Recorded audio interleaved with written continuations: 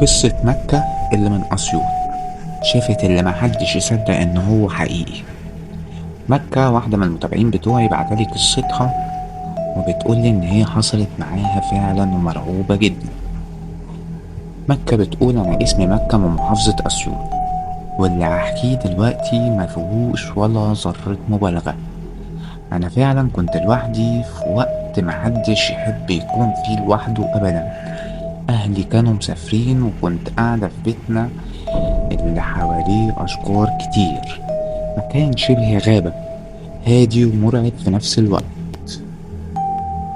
كانت الساعة حوالي 4 الفجر والبيت ساكت تماما، بس فجأة سمعت صوت خبط على الحيطة اللي جنب السرير.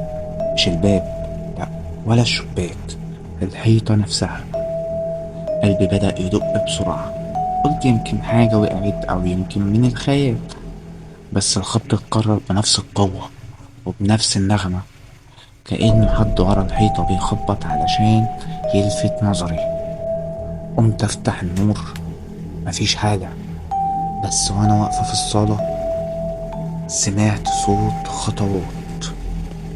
خطوات جاية من الأوضة مش المفروض يكون فيها حد. مشيت بهدوء، رجليا بتترعش. قربت من الأوضة ومديت إيدي على الباب، فتحته. لقيت كل حاجة مكانها، بس في وش على السرير، كأن في راجل واقف، مش باين ملامحه، ظله بس واضح على ضوء القمر اللي داخل من الشباك.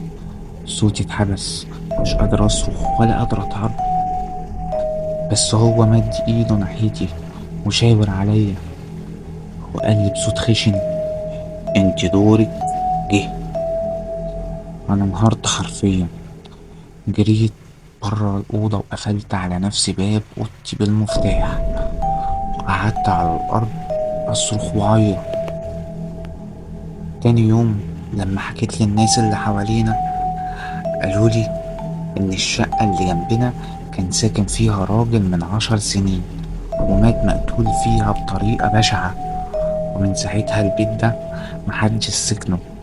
بس السؤال اللي لسه بيطاردني لحد النهاردة هو ازاي دخل بيتي؟ ولو هو شبح ليه بيظهر لنا؟ وايه معنى كلمة دورك جه؟ من يومها كل ما اسمع صوت في الليل بدعي ان اصحى وما يكونش في حد في الشقة، وما يكونش اللي شفته رجع تاني.